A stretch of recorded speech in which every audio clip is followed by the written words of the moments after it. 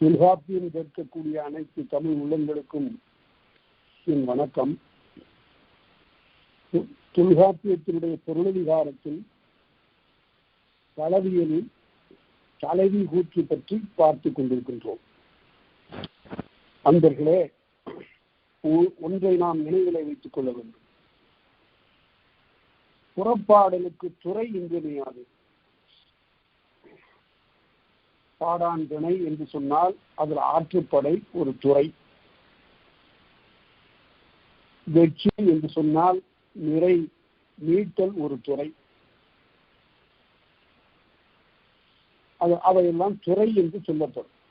அந்த துறை புறப்பாட்டிற்கு எவ்வளவு இன்றியமையாததோ அந்த அளவிற்கு அகப்பாட்டிற்கு கூற்று என்பது இன்றியமையாது. இது யார் கூற்று? எந்த இடத்திலும் புலவன் தானே நேராக ஒரு காதற் செய்தியை பாடமாட்டான் என்பது சங்க இலக்கியத்தின அகப்பாட்டினுடைய அடிப்படை இலக்கணம். ஒரு கபிலரோ ஒரு பரணரோ ஔவையாரோ வெள்ளி வீதியாரோ தாமாகவே தலைவனாகவும் தலைவியாகவும் நின்று பாடுகின்ற பழக்கம் இல்லை. அல்லது ஒரு காதற் செய்தியை அவர்களுடைய கூற்றாகவே பாடுதல் என்பது இல்லை. சுற்றும் மிதிச்சுடன்தான் சொன்னம்மா சூரிய சந்திரரோ என்று பாடுகிறான் பாருங்க.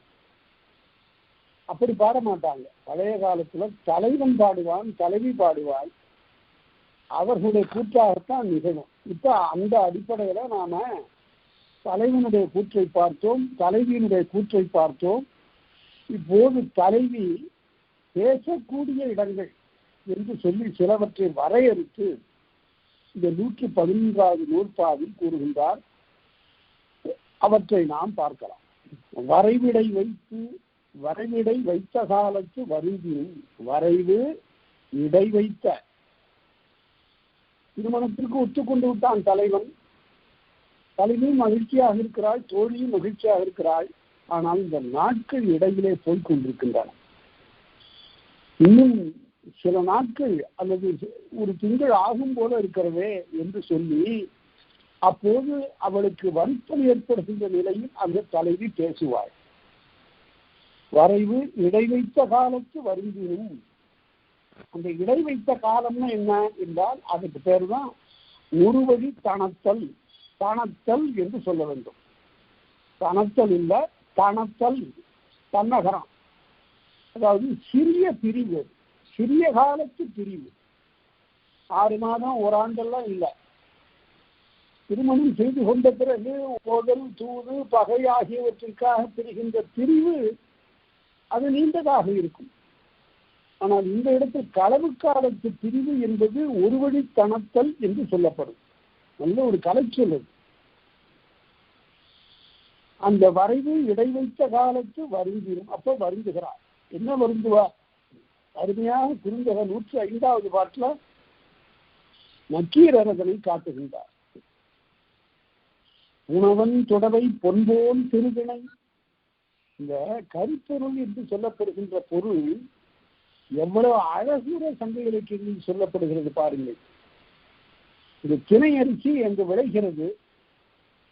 அது கொத்து கொத்தாக அழகாக ஒவ்வொரு கொள்ளையிலும் அது வளர்ந்திருக்கிறது. நன்சையில் நெல் விளைதல் போல புன்சையில் இந்த திணை விளைந்திருக்கிறது. இது புனவன் என்றால் புனத்திற்கு உரியவன், அதாவது குறவன். குறவன் என்று சொன்னால் குன்றவன் என்பது குறவன் என்று ஆயிற்று. மலைக்கு உரியவன் என்று பொருள், மலை நாட்டுக்கு உரியவன் என்று பொருள். அந்த புனவன் தொடவை என்றால் கொள்ளை என்று பொருள். புனவன் தொடவை பொன்போல் சிறுதினை பதியின் கடவுட்கிட்ட செடும் குரல் அறியாதுண்ட மண்ணு. அவன் விளைந்த உடனே நன்றாக விளைந்திருக்கிறது என்று சொல்லி சில கதிர்களை கொய்து கடவுளுக்கு படைக்கிறான். அந்த கடவுளுக்கு படைத்த அந்த திணை கதிர்களை ஒரு மயில் அங்கிருந்து இது கடவுளுக்கு படைக்கப்பட்டிருக்கிறது என்று அறியாமல் அதனை கொத்தி உண்கிறது. இந்த பிறகு என்ன ஆயிற்று? அதற்கு ஒரு நடுக்கம் ஏற்பட்டு விட்டது. ஏனென்றால் கடவுளுக்கு படைக்கப்பட்டதாயிற்றே. அப்படி ஒரு நம்பிக்கை மக்களிடம். பிறவர் மக்களிடம் அப்படி இருக்கிறது. யாரும் தொடக்கூடாது, அது கடவுள் உண்ண வேண்டும் என்று வைத்திருப்பார்கள். அந்த மயில் அப்படி நடுக்குற்று ஆடியது போல, எப்படி ஆடிற்று, ஆடுமகள் போல இந்த வெறிக்களத்திலே குறி சொல்லக்கூடிய விரையும் ஆடுவார். அப்படி நடுங்கக்கூடிய சூர்மலை நாடன், அச்சந்தரத்தக்க கடவுள் பொருந்திய அந்த மலை நாடன் பெண்ணை அவனுடைய நட்பு நீர்மொழி கண்ணோடு நினைப்பாகின்றேன். அவள் அதை நினைக்கும் போதெல்லாம் கண்ணில் நீர் வருகிறதே, எப்ப திருமணம் வைத்துக் கொள்ளுகிறானோ தெரியலையே என்று அதற்காக வருந்துதல். இதுதான் வரைவு இடை வைத்த காலத்தையும் படிக்கணும். படிக்கும்போது வரைவு இடை வைத்த காலத்து வருந்திரும். ஆவடி மாதத்துல திருமணம் வைப்பாங்க. அந்த பெண்ணுக்கு ஒரு கவலை இருக்கும். எப்படி இருந்தாலும் 2-3 மாதத்துக்கு முன்னாலே இன்னும் ஆவணி வரவில்லையே என்று அவள் வருத்தத்தோடு பேசுவாள், தன்னுடைய தோழியிடம் சொல்லுவாள். அதுதான் வரையா நாளிடை வந்தோன் முட்டினும். வரையா நாள் என்றால் திருமணம் ஆகாமல் இப்ப பேசிக் கொண்டிருக்கிற நாள். களவு காலத்தில் வந்தோன் முட்டினும் எதிர்பாராதவாறு அவன் அந்த வரைவு இடை வைத்த நாள்ல தலையையோ தோழியோ அல்லது செவிலியோ காணக்கூடிய ஒரு நிலை ஏற்பட்டாலும் அந்த தலைவி பேசுவாள். அந்த இடத்திலும் உரையன தோழிக்கு உரைத்தற்கண்ணும். தலைவன் சொல்லுவான், உன்னுடைய தலைவியிடம் சொல்லிடை கடவு ஒழுக்கத்தை பற்றி உன் தோழியிடம் சொல்லுக என்று சொல்லி தலைவியிடம் சொல்லுவான். அதற்கு தலைவி பதில் விடை கூறுவாள். அந்த பகுதியிலும் தானே கூறும் காலமும் உளவே. பெரும்பாலும் தோழிதான் பேசுகிறா. இப்படி தலைவி பேசக்கூடிய இடங்கள் சில உண்டு. அது எந்த இடம், ஒரு நெருக்கடியான காலம், இன்னும் திருமணம் வரவில்லையே நிகழவில்லையே என்று சொல்லுகின்ற காலம், எதிர்பாராதவாறு தன்னுடைய செவிலியையோ தோழியையோ தலைவன் சந்தித்துக் கொள்ளுகிற காலம், அதற்கு பிறகு தன்னுடைய களவை எடுத்து உரை என்று சொல்லக்கூடிய காலம், தாயிடமோ அல்லது பிறரிடமோ உரிய இடத்துல சொல் என்று சொல்லுகின்ற இடம் ஆகிய இவற்றில் தலைவி பேசப் பெறுவாள் என்பது இந்த நூற்பாவினுடைய கருத்து. அடுத்து தலைவனுக்கு உரை என்று சொல்லுகிறார். தோழியிடம் தான் அவர் பேசுகிறார். தோழியிடம் தான் பெரும்பாலும் அவர் பேசுவார். என்ன இப்படி போய்கொண்டிருக்கிறது, அந்த தலைவனிடம் சொல்லக்கூடாதா, நான் ரொம்ப கவலைப்படுகிறேன். அருமையான இலக்கியம் அதற்கு இருக்கிறது. யாருமே குறுந்தொகையில 25வது பாட்டு கபிலருடைய பாட்டு. அந்த பாட்டை போல ஒரு சிறந்த பணிவரை நாம் பார்க்க முடியாது.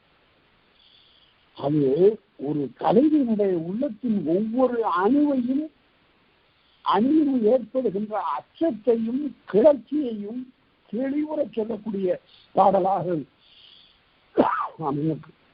கபிலன் எல்லையற்ற பெரும்புலவன். 53வது புறநானூற்று பாட்டுல அவனை பற்றி சொல்லுகிற போது பொருந்து இளங்கீரன் என்ற புலவன் சொல்லுவான், செருத்த செய்யாதின் வெறுத்த கேள்வி விளங்கு புகழ் கபிலன் அப்படின்னு சொல்லுவான். அவ்வளவு பரந்த அனுபவம் உடையவன். அவனுடைய சொல் ஒவ்வொன்றும் அப்படியே பச்சை மரத்துல ஆணி அரைந்தது போல இருக்கும். அவன் சொல்லுகிறான், யாரும் இல்லை. இப்ப பாருங்க, இது தலைவியினுடைய கூற்று. யாரும் இல்லை தானே கல்வன், நான் எங்க போய் சொல்றது, என்னை மணந்து கொண்டவன் அவன் தான், இப்ப வராமல் இருக்கிறான், யாரிடம் போய் சொல்வது, அவனிடம் சொல்லலாம் என்றால் அவன் தானே வராம இருக்கிறான். யாரும் இல்லை தானே கல்வன், அவன்தானே கல்வன், அவன்தானே பொய்யனாக இருக்கிறான். இப்போது வருகிறேன் என்று சொன்னால் வாராமல் இருக்கிறான். யாரும் இல்லை தானே கல்வன், தானது பொய்ப்பினி ஆனவன் செய்வோம், அவனே பொய்ப்பானே, ஆனால் நான் என்ன செய்வேன். ஏன் திணைத்தாளன்னு சிறுபசுங்கால ஒதுகு நீர் ஆறல் பார்க்கும் குறுகும் உண்டு தாம் மணந்த ஞான்பே. நாங்கள் இருவரும் களவு காலத்தில் ஒருவரை ஒருவர் விரிதொட்டு பயின்று பேசிக் கொண்டிருந்த காலத்தில் எங்களை சுற்றி யாரும் பார்க்கவில்லை. அப்ப என்ன பொருள் என்று கேட்டா, அவனுடைய கைகளோடு இவள் கைகள் பணித்துக் கொண்டிருந்த காலத்தில் அவள் சுற்றி முற்றிலும் பார்த்திருக்கிறாள். யாராவது பார்த்து விடுகிறார்களோ அப்படின்னு. ஒருத்தரும் பார்க்கல. ஆனா ஒரே ஒரு உயிர் மட்டும் பார்த்து கொண்டிருந்ததான். யாருன்னு கேட்டா ஒரு நாரை, ஒரு குருகு. ஆனா அதுவும் கூட இவங்களை பார்க்கல. அது தண்ணீரில் வரக்கூடிய நீரை பார்த்து கொண்டிருந்தது. அப்பதான் அவன் நினைச்சா, நல்லது, இந்த நாரை கூட நம்மை பார்க்கவில்லை என்று அவன் நினைத்தாளா? இப்ப சொல்றா, அட அப்ப யாருமே இல்லாம போயிட்டாங்க, இந்த நாரை கூட பார்க்கலையே சாட்சி சொல்லுவதற்கு. நாரையை கூப்பிடலாம் சாட்சிக்கு. ஆனா அந்த இடத்துல உரை எழுதலாம் பாருங்க, அருமையாக ஐயர் உரை எழுதியிருக்கிறாரு. இந்த நாரையை சாட்சிக்கு கூப்பிடக்கூடாது. ஏன்னு கேட்டா அது கொலை சூழ் குறுகு, அதனுடைய எண்ணம் சரியில்லை. அது நீரை கொல்லுகின்ற மனப்பாங்கு உடையதாக இருக்கிறது. அது போய் அதை போய் கூப்பிடலாமா? நம்ம உயிரிடத்து இரக்கம் இல்லாமல் ஒரு நீரை பற்றி கொத்தி உண்ணுகின்ற ஒரு குறுகை போய் என்னுடைய காதலை நீ கண்டாயல்லவா, அதை பற்றி சொல் என்று நான் சாட்சி சொல்ல கூப்பிடலாமா? எப்பேற்பட்ட பாட்டுக்காங்க. குறுகும் உண்டு தான் மணந்த சான்று. அதுல ரொம்ப சிறப்பு என்னன்னா, ஒரு எழுத்துல வச்சான் பாருங்க, யாரும் இல்லை தானே கல்வன், தான் நகர உற்று அவன்தான் அவன்தான் அப்படின்னு சொல்றவ கடைசி அடியில தாம் மணந்த நான்கு. அவர் என்னை திருமணம் செய்து கொண்ட காலத்துன்னு அந்த இடத்துல ரொம்ப மரியாதையா சொல்றான். மனம் செய்து கொண்ட காலத்தில் இருந்த அந்த மகிழ்ச்சியை பற்றி சொல்லுகின்ற போது அவரா, இப்ப பிரிந்து போய் இன்னும் வராமல் இருக்கிறான், ஒன்று பேசாமல் இருக்கக்கூடிய காலத்துல அவனா. இது ஒரு அருமையான ஒரு இடம். இதுதான் தலைவி இந்த மாதிரி இடங்கள்ல பேசுவாள் என்று பார்த்தோம். அடுத்தது 112வது நூற்பா. உயிரினும் சிறந்தன்று, இதுவும் தலைவி கூற்றுதான். உயிரினும் சிறந்தன்று நான். இந்த களவுக்கு களவை கொச்சைப்படுத்தி பேசுகிறவர்கள் யாரும் இந்த நூற்பாவை படிக்கிறது. பண்டை காலத்து தமிழ் மக்களுடைய ஒழுக்கம் எந்த வகையிலும் கரைபடாததாகவும் குறைபடாததாகவும் இருந்தது.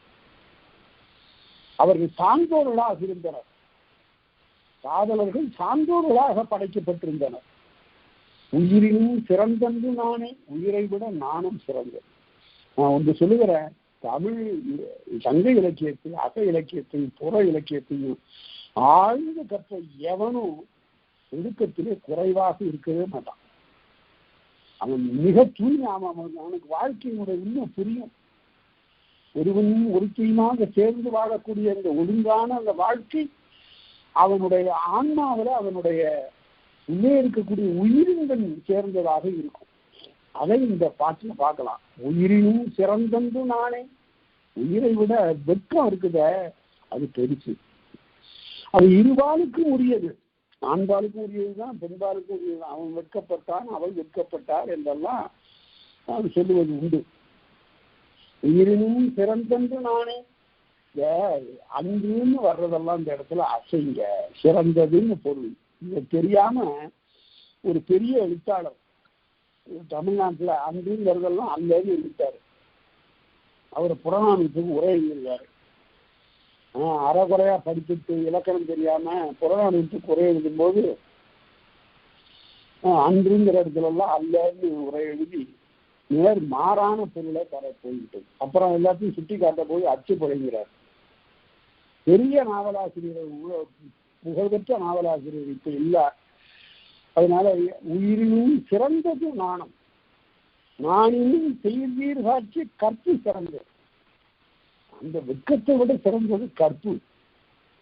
சொல்லோர் கிளவி புள்ளியறிந்த முடி தாமக்கிழவன் உள்வழிப்படியும் காவில் நம்முடைய கிளவி கிளப்பிலும்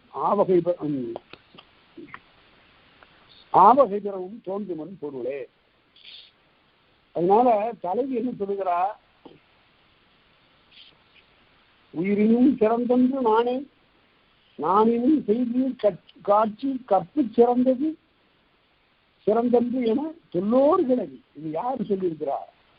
பரம்பரை பரம்பரையாக நம்முடைய ஆண்டோர்கள் சொல்லி இருக்கிறார்கள். அதனை நாம் கொண்ட அந்த நெஞ்சத்தோடு காமக்கிழவன் உள்வழிப்படினும், காமத்திற்குரிய இந்த காமங்கிற சொல்ல இந்த காலத்து பொருளோட இங்க எடுத்துக்கொள்ளக்கூடாது. இது தூய காதல் என்ற பொருள். தொல்காப்பியமே அதற்கு இலக்கணம் சொல்லுகிறது. கமம் நிறைந்தியலும். அது என்ன நிறைந்தியலும்? என்ன நிறைந்தியலும்னா உள்ளத்துல எந்த ஒரு அணுவுக்கு கூட இடமில்லாமல் ஒரே ஒரு உருவம் நிறைந்திருப்பது. அதுதான் திருவள்ளுவர். அதுக்கு என்ன சொல்ல பண்ணா கொண்டான்கிறார். தற்கொண்டான், தன்னை கொண்டவன். அந்த பெண்ணை பற்றி சொல்லுகிற போது, மனைவியை பற்றி சொல்லுகிற போது கொண்டான்கிறார். அந்த கொண்டான்கிறதுக்கு எது பகுதி? கொள் என்பது பகுதி. இந்த பாத்திரம் எவ்வளவு கொள்ளுங்கன்னு கேட்டா என்ன சொல்லுவாங்க? இது ஒரு 5 லிட்டர் கொள்ளுங்க, அதுக்கு மேல ஒரு சொத்து கூட கொள்ளாதுன்னு பொருள். The capacity of the vessel. அதுபோல இவருடைய இதயம் முழுவதும் கொண்டான் என்றால் அந்த வேற யாருக்கும் இடம் இல்லைன்னு பொருள். அப்படி பார்க்கணும். சொற்கள்லாம் அந்த மாதிரி சரியான சொற்களை பாட்டுல கையாளுகிறார்கள் தந்தை புலவர்கள். அதனால நாணம் பெரிது, நாணத்தை விட கற்பு பெரிது. அதனால அவன் இருக்கக்கூடிய இடத்திற்கே சென்று காமக்கிழவன் உள்வழிப்படியும், அவன் இருக்கக்கூடிய கிழவன் என்றால் உரிமை உடையவன், இந்த காதலுக்கு உரிமை உடையவனாகிய தலைவனிடத்தில் சென்று காதில் நன்மொழி கிழவி கிளப்பினும் குற்றமற்ற நம்முடைய காதலை குறித்த சொற்களை சொல்லி என்றாலும் ஆவகை பெறவும் தோன்றும். இவற்றை பற்றியெல்லாம் அவள் கூற்று நிகழ்த்துவார். இந்த பாட்டுக்கு இதுக்கெல்லாம் பாட்டு இலக்கியம் இருக்கு. இலக்கியம் இல்லாம தொல்காப்பியர் எழுதல. அவரா கற்பனையா எதுவும் எழுதல. சொல்லுகிற போது வெள்ளிமீதியார் சொல்வார், நாட்டின் குடிமுறை தேடி கெடுநரும் உலகோ நம் காதலவரை. போய் நாடு நாடா ஊர் ஊரா பார்த்து தேடுனா இல்லாம போயிடுவானா? நான் போறேன் இப்பவேம்பா. போக மாட்டான். என்ன தன்னுடைய இடத்தை விட்டு அவள் போவது இயல்பில்லை. அதனால இப்படியெல்லாம் அவள் தன்னுடைய நெஞ்சிற்கு சொல்லிக் கொள்வாள், தன்னுடைய தோழியிடத்தில் பேசிக் கொள்வாள். இந்த இடத்தில் அவளுடைய கூற்று இப்படியெல்லாம் நிகழும். அதே போல ஆதிநந்தியினுடைய பாட்டு இதுக்கு நல்ல எடுத்துக்காட்டு. மல்லர் ஒழிய விளவினானும் மகளிர் வழிய துணங்கையானும் யாண்டும் காண மாண்ட போனேன். மறவர்களெல்லாம் விளையாடி கொண்டிருக்கக்கூடிய இடத்திலெல்லாம் தேடி தேடி பார்க்கிறேன். அவன் சிறந்த ஆட்டல். அதாவது ஆட்டம்னா நடனம் செய்யக்கூடியவன், கூத்தன். அப்படிப்பட்ட கூத்தின் எழுகின்ற இடத்திலே கண்டிப்பாக இருப்பான் என்று தேடி பார்க்கிறேன், அங்கும் காணவில்லை. அதனால அப்படியெல்லாம் பேசுவார்.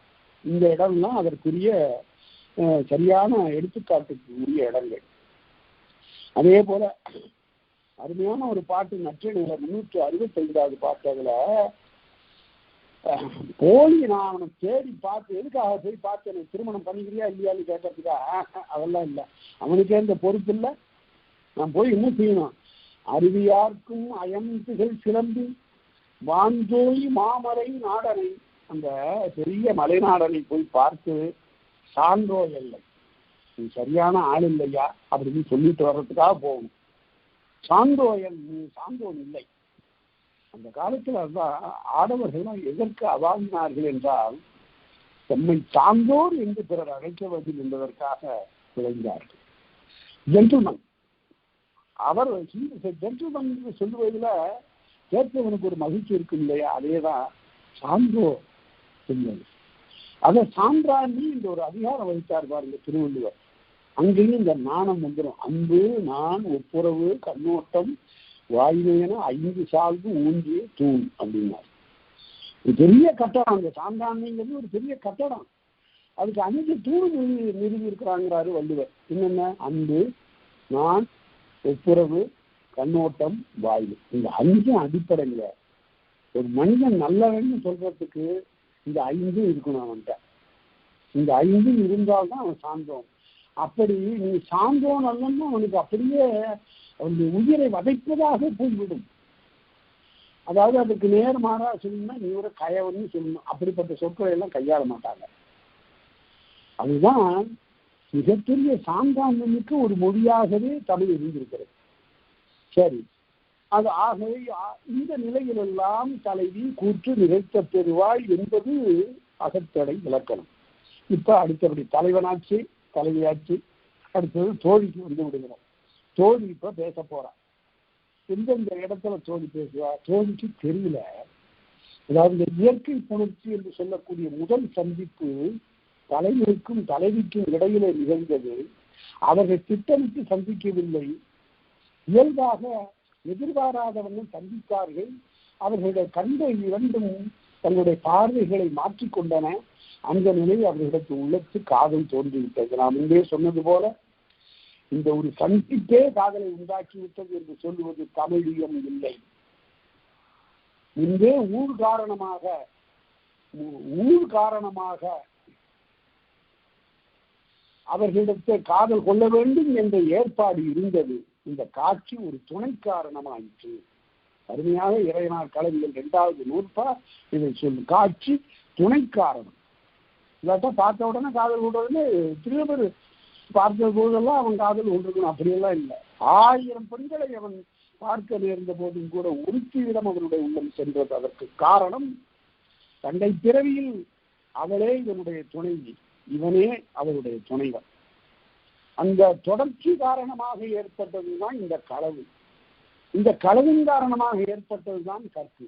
இவ்வாறு நாம பார்க்கணும். இப்ப அந்த இயற்கை புணர்ச்சியில 2 பேரும் ஒருவர் சந்தித்துக் கொண்ட போது ஏற்பட்ட அந்த காதல் உணர்ச்சி, காதலை பற்றி தோழிக்கு ஒன்றும் தெரியல.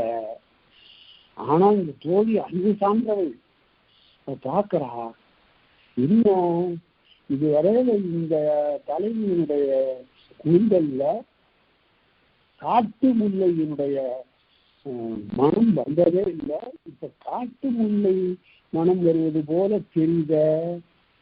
அதே போல சந்தனம் பூசி இருக்கிறா.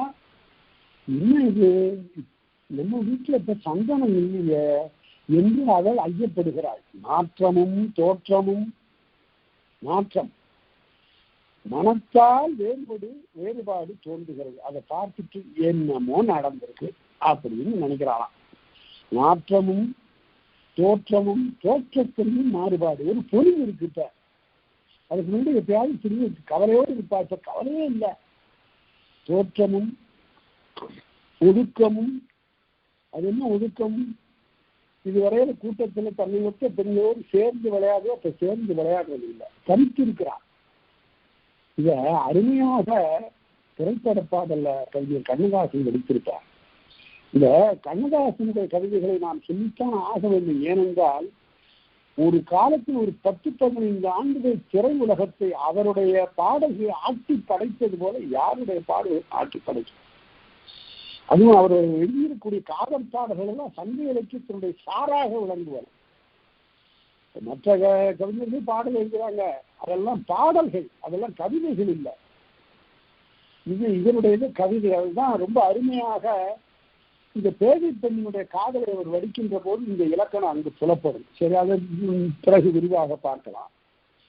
ஆயத்தாருடைய விலகி ஒழுகின்ற ஒழுக்கம், நாற்றமும் தோற்றமும் ஒழுக்கமும் உண்டியும் சாப்பாடு குறைஞ்சு போச்சு, உண்டி சுருங்கிற்று. அடுத்தது செய்வினையும் மறைப்பினும், செய்யக்கூடிய தொழில எதையும் வெளிக்காட்டிக் கொள்ளாமல் இருக்கிறார். அடுத்தது செலவினும், கண்ணு ஒரு குறிப்பிட்ட திசையிலேயே செல்லுகிறது. அதாவது சுடர் மறைகின்ற பேயை நோக்கி அவனே மகனே தோழி என்றதன்பா அவனானத்துல பகன்மாயின்றி படுசுடர் நோக்கி நாளேல நேற்றிசையிலே மறைகின்ற சூரியனை பார்த்து அப்படியேதான் போனான் அப்படின்னு சொல்றாளாம்.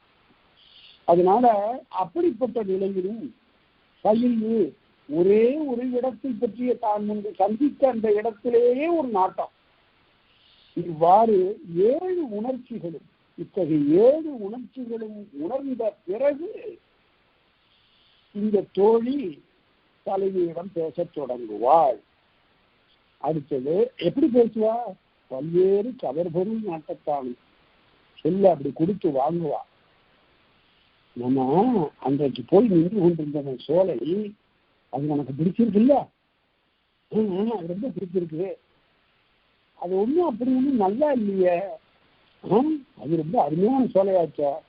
இவ்வாறு சொற்களை கொடுத்து வாங்கி அவருடைய உள்ளத்திலே குடியிருக்கக்கூடிய அந்த காதல் உணர்வை தான் அறிந்து கொள்வார் இந்த தோழி. ஒன்று மட்டும் நினைவில் வைத்துக் கொள்ளுங்கள், தோழியாகட்டும், செவிலியாகட்டும், நற்றாயாகட்டும், ஊராராகட்டும், யாராக இருந்தாலும் இந்த களவு என்று ஒன்று இருக்கிறது என்று தெரிந்தால் அதை உடனே முடிவுக்கு கொண்டு வந்து விடுவார். அதை கடவுள் நீட்டிக்க இடம் கொடுக்கவே மாட்டார். உடனே விரைவாக திருமணத்துக்கு கொண்டு போய் விடுவார். நூற்றி சுட்டுவரும் சேர்க்கி சிலரும் பலரும் கடைக்கன் நோக்கி என்று சொல்லுவாங்க. சிலரும் பலரும் பார்த்தாங்க, முதல்ல ரகசியமாக பேசிக்கொள்வார்கள். மூக்குல விரலை வச்சு பார்த்தாங்க, என்ன இப்படி நடக்குது இந்த ஊர்ல அப்படின்னு. அவ்வளவுதான், அது 2 நாள் தான். உடனே அடுத்தது, என்ன ஏமா அவன் மகன் என்ன ஒரு இலச்சாவில் இருக்கு அப்படின்னு கேட்டு, இப்படி கேட்டு அந்த களவை நீட்டிக்க விடாமை, அதுதான் அந்த சமுதாய கடன். நாட்டின் ஒழுக்கம் எந்த அளவிலும் குறைந்து விடக்கூடாது. சமூகத்தின் எந்த உறுப்பினரும் ஒரு ஒழுக்கம், ஒரு கட்டுப்பாடு ஆகியவற்றிலிருந்து விலகிவிடக் கூடாது என்ற ஒரு அக்கறையை இந்த அக இலக்கியம் காட்டுகிறது. இப்படி இந்த காலத்தில் இருக்கிறதோடு அதோடு நீங்க ஒப்பிட்டு பார்க்கவே கூடாது. அடுத்தது ஒன்றிலிருந்து பார்க்க போறோம். அவ எங்க பேச போறா? தோழி, குறையுறக்கு எதிரிய கிழவன் மறைவுற பெருமையும் பெயர்த்தினும். அவன் அங்கிருந்து வந்து, என்னம்மா உன்னுடைய தலைவியை பார்க்கவே முடியலையேன்னு குறை சொல்றான். உடனே அது இது தகாது, நீ வந்து உன்னுடைய பெற்றோர்களை அழைத்து கொண்டு வந்து முறையா வரைவு செய்து கொள் என்று பெருமையில் பெயர்த்தினும். அவனை கொஞ்சம் அந்த நிலையிலிருந்து அவனை மாற்றுவார். அடுத்தது, அவன் எப்படி மாற்றுவா? மறுவடுபட்டன மாமலை நாட மலைநாடனே சிறுகுடியோர் செய்வன பேனார். சிறுகுடியோர் ரொம்ப மானமுள்ளவர்கள் நாங்க. சிறுகுடிக்கு மூதாம் புறத்திட்ட சூடே போல் இல்லாதே சாதாடு மார்ப தழி. இது கீழ்கணக்கு நூல்கள்ல காணப்படுகின்ற ஒரு அகத்தளி செய்யுள். இது என்னன்னா ஒரு அருமையான ஓமை. அந்த காலத்துல பசுக்களை நம்முடைய பசுதான் தெரிந்து கொள்வதற்காக ஒரு கொடுமையான வேலை செய்வான். என்னன்னா, நெருப்புல கோலை இட்டு, இரும்பு கோலை இட்டு, அவனுடைய முதுகுல ஒரு வட்டமோ ஒரு கூட்டல் குறியோ ஒரு கழித்தல் குறியோ ஏதாவது போட்டு கிழிப்பான், பசைய கிழிப்பான். அது துடிக்கும் அந்த பசு. அது காலத்துக்கும் அந்த மாடு சாகுற வரையில அந்த அடையாளம் மாறாது. அது போல மூதான் புறத்திட்ட சூடே போல இல்லாதே சாதாடு மார்ப பழி. பழின்னு ஒண்ணு வந்துட்டா அது அப்படியே இருக்கும். ஒரு குடும்பத்துக்கு பழி என்று வந்துவிட்டா அது அப்படியே இருக்கும், அது விளக்கவே முடியாது. எது போல அந்த பசுவுக்கு புறத்தை இட்ட கோடு, நெருப்பில் தோய்த்திட்ட கோடு போல என்று அதை சொல்லுவார். அடுத்தது 2வது, உலகுரைத்து உடுப்பினும் உலக நெறியை சொல்லி நீ மகள் கேட்டு வா என்று சொல்லுகின்ற இடத்திலும் அவள் பேசுவாள். அடுத்து, அருமையின் அகற்றியும். என்ன நினைச்சிட்டு இருக்கிறார்? உடனே அங்கிருந்து வந்த உடனே உன்னை வந்து பார்த்துணுமா? அவள் தெரிந்ததற்கு அறியவழியா? அவள் உயர்ந்த குடியில் பிறந்தவள், மிகச்சிறந்த பண்புடையவள், ஞானத்தை உயிராக கருதக்கூடியவள் என்று சொல்லி அவள் அறியவள் என்று அவனை அகற்றுவாள். அடுத்தது, அவள் அறிவுறுத்தி பிரிவா. எல்லாத்தையும் சொல்லிட்டு இப்ப வராத, அடுத்த பௌர்ணமி கழிச்சு வா, அப்புறம் பார்க்கலாம். அதாவது அவனுடைய உள்ளத்திலே தொடர்ந்து இந்த காதல் இருக்கிறதா என்று தன் பொன்னின் உரைகளிலே இட்டு பார்ப்பது போல பார்க்கிறான். அடுத்து, பேதனை ஊட்டலை. என்னையா நீ போய் இவ்வளவு போய் திருமணம் அங்கிருந்து வந்து காதல் கொள்றேங்கிற பேதையா, ஒன்றும் அறியாதவள், அவளை வைத்துக் கொண்டு குடும்பம் நடத்த போப்போ, அதெல்லாம் இங்க வராத என்று அதனை தடுப்பது போல பேசுவார். பேதனை ஊட்டலும், முன்னுறு உணர்ச்சி முறை நிறுத்தி உணர்த்தலும். அப்பதான் இவளுக்கு தெரியாமல் நடந்த இயற்கை புணர்ச்சி, அது பேர் முன்னுறு புணர்ச்சி. அது எத்தனை பேர் பாருங்க, முன்னுறு புணர்ச்சி, இயற்கை புணர்ச்சி, தெய்வ புணர்ச்சி என்றெல்லாம் அது சொல்லப்படும். அதாவது இவங்க 2 பேருமே சந்தித்து கொண்ட அந்த முதல் சந்திப்பு. எனக்கு அது தெரியும், இயற்கை புணர்ச்சி பற்றி தெரியும், அந்த முறையிலே இப்போது நீ ஒழுங்கா வா பாரு என்று சொல்லுவது அடுத்தது. அங்கு அச்சுறுத்தலும். உற்றார் அறிவார்கள், நிலவு வெளிச்சம் தெரியுமேயானால் காவலர்கள் கண்டுகொள்வார்கள், ஊரார் அறிய நேரிடும் என்றெல்லாம் சொல்லி அச்சுறுத்துவார். உரைத்துவி கூட்டம். தலைவன் உள்ளமறிந்து செய்திகளை கூட்டி சொல்லுவான். அதாவது நாளாயிற்று, திங்களும் ஊர் கொண்டது, இரவு நேரத்தில் நீ வருவதனால் பல இடையூறுகள் உண்டு, நீ வருகின்ற வழியும் சரியில்லை என்றெல்லாம் சொல்லக்கூடிய நிலை. இந்த இவ்விரு 4 கிழமையும் இந்த 8 சொற்களும் வரைவிற்கு தூண்டுதல், திருமணத்திற்கு தூண்டுதல். இதன் பின் அடுத்தபடிதான் தலைவனும் தலைவியும் சந்தித்துக் கொள்ளக்கூடிய நிலை ஏற்படும். அடுத்தது பார்ப்போம். வந்த கிழவரை மாயம் செப்பி வந்த கிழவனை பொறுத்த காரணம் குறித்த காலையில் மாயம் சொல்லி வந்த கிழவனை தலைவி பொறுத்து கொண்ட போதும் தோழி கூறுவார். அம்மா தலைவி, அவன் சொல்றதெல்லாம் கேட்டு நம்பி அப்படியே அவன் மாயமா பேசுவான். அங்கிருந்து வரும்போது மழை பெய்திருப்பான், இடி இடிச்சிருப்பான், ஒரு புலி தாவி பாய்ந்ததுன்பான், ஒன்றும் நம்பிடாத என்று சொல்லி எச்சரிக்கையாக பேசுகின்ற இந்த இடத்திலும் தலைவியிடம் சொல்லுவாள். உணர்ந்த பின் அவன் வையும் வணங்கற்கல்வி. 2 பேருக்கும் இடையில உறவு ஏற்பட்டு போச்சு. ஒருவர் புரிந்து கொண்டார்கள். காதல் உறவு உள்ளத்திலே தளித்தது. அதற்கு பிறகு அதுவரையில கடுமையாக தலைவரை பார்த்து பேசிக் கொண்டிருந்த தோழி இப்ப வணங்கி பேசுவார். ஏன்னா இப்ப தன்னை விட தலைவிக்கு மிக நெருக்கமானவனாக தலைவன் ஆகிவிட்டான், உறவினன் ஆகிவிட்டான். ஆகவே அம்மா அவன் உடனே தலைவனை வணங்கி, ஐயா நீ உங்களை பெற்றது எங்களுடைய குடும்பத்தின் பேரு என்று சொல்லி அவனை பாராட்டும் இடத்தும். அடுத்து குறைந்து அவன் படரினும் தலைவன் இறந்து அங்கிருந்து அப்பவும் தோழியிடம் கேட்கிறான், பெண்ணே உன்னுடைய தலைவியை நான் காண வேண்டும், நீதான் அதற்கு வழி செய்ய வேண்டும் என்று இறந்து கேட்கின்ற இடத்திலும் அவள் பேசுவாள். எப்படி பேசுவா? வளையணி முந்தை வாழையிற்று இன்னகை இளையராடும் தலையவள் காணல் குறுந்துறை விளைவின்ற நெடுந்தேரங்களை கண்டுகின்றாமே. அதான் அருமையாக 5 நூற்றுலதான் அந்த பாடல்கள். அப்ப தலைவிட்ட போய் சொல்றாளா, அம்மா தெரியுமா உன் காதல் பார்த்தேன் அப்படின்னு அவர்கிட்ட சொல்லுவா.